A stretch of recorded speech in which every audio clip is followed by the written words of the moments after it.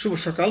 আমি রাজু আহমেদ খান, গ্রিন পার্টির চেয়ারম্যান। আমাদের অসংখ্য অসংখ্য অজস্র ফেসবুক ভার্চুয়াল শাখা আছে গ্রিন পার্টি। সেই সঙ্গে আমাদের আজকে আমি কথা বলছি টঙ্গী শাখা থেকে। যদিও টঙ্গীতে আমি 93, 94, 95 এই 3 বছর ছিলাম সঙ্গে। সেখানে আমি বেসিক এরিয়ায় একটি ওয়াশিং প্ল্যান্টে চাকরি করতাম।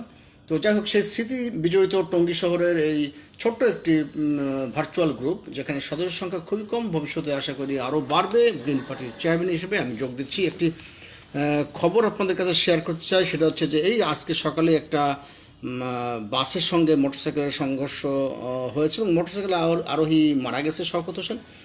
খুবই দুঃখ প্রকাশ করছি, গভীর সমবেদনা জানাচ্ছি। এটা হচ্ছে টঙ্গী ফ্লাইওভারের কাছে, যেখানে আপনার কাদেরিয়া টেক্সটাইল মিল আছে, সেই এলাকায় গ্রিন ইউনিভার্সিটির একটি বাস সেখানে রং লাইনে ঢুকে পড়ে এবং সেই সেই যে কারণে মোটরসাইকেল আরোহী শওকত হোসেন সংঘর্ষে মারা যায়।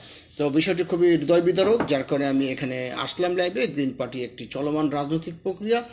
সারা বাংলাদেশের বিভিন্ন জেলায়, থানায় আমাদের অসংখ্য শাখা আছে, যেখানে যা সমস্যা, যেখানে অসঙ্গতি, সেই সব বিষয়গুলো নিয়ে আমি আসলে কথা দিয়েছি যে সমস্ত বাংলাদেশের মানুষের কাছে আমি এইভাবে ভার্চুয়ালি যাব।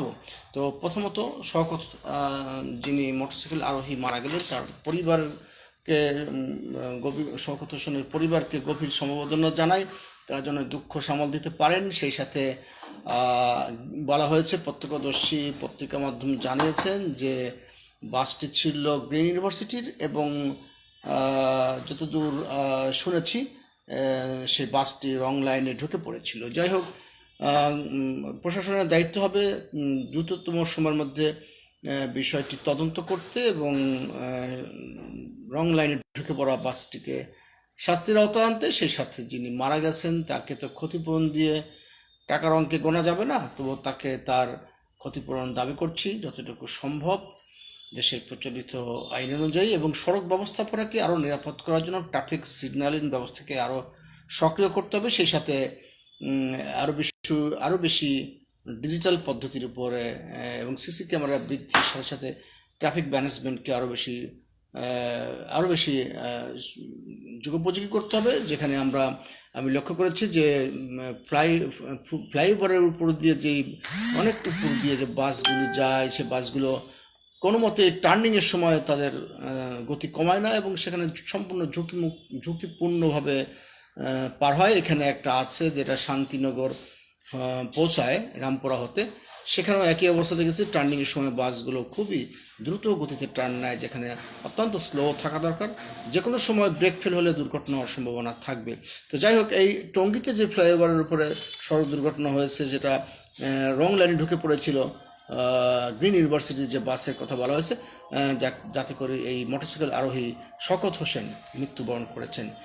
আমরা প্রশাসনকে আরও শক্ত মনিটরিংয়ের আওতায় আনতে চাই এবং আমরাও গ্রিন পার্টির পক্ষ থেকে আমরাও চাই যে দেশের যে কোনো প্রান্তে গ্রিন পার্টি মনিটরিংয়ের চোখ, গ্রিন পার্টির দৃষ্টিভঙ্গি বৃদ্ধি পাক। সেই সাথে যারা যারা টঙ্গীতে বাস করছেন, গ্রিন পার্টিতে কাজ করতে চাচ্ছেন, এই শাখা হতে আমি আপনাদেরকে আহ্বান জানাই, আপনারা এই শাখায় যোগ দিন, সমৃদ্ধ করুন এবং টঙ্গীর আর্থসামাজিক উন্নয়ন, টঙ্গীর মানুষের সুখ দুঃখের কথা এবং সেই সাথে টঙ্গীর যোগাযোগ ব্যবস্থা, টঙ্গীর শিল্পায়ন, বেসিক শিল্পায়নের এলাকা, সেখানে কী কী অসঙ্গতি আছে, কোথায় কি মানে দুর্বলতা আছে এবং কোথায় কোন অপরচুনিটি আছে, যেগুলো সরকারকে অবহিত করা যেতে পারে, সেখানে আরও বেশি সুশাসন আনা যায় এবং সেই সাথে আরও বেশি যোগাযোগ ব্যবস্থার উন্নয়ন করা যায় এবং নানান কিছু বিষয় নিয়ে আমরা থাকবো। আমরা টঙ্গীর সঙ্গেই আছি। রাজু আহমেদ খান, গ্রিন পার্টির চেয়ারম্যান। আমি হয়তো আবার কোনো ঘটনা নিয়ে টঙ্গী শাখায় আসবো। সেই সাথে আমি মিশন নিয়ে নেমেছি সারা বাংলাদেশের যত শাখা আমাদের আছে, ছোট বড় মাঝারি, সকল ভার্চুয়াল শাখায় আমি বিভিন্ন বিষয় নিয়ে আপনাদের সঙ্গে থাকবো। ভালো থাকবেন এবং আমার দেশের মানুষকে ভালোবাসবেন। মানুষকে ভালোবাসার সময় মানুষের কোনো বংশ, লিঙ্গ এবং আর্থিক অবস্থা আপনারা দেখবেন না।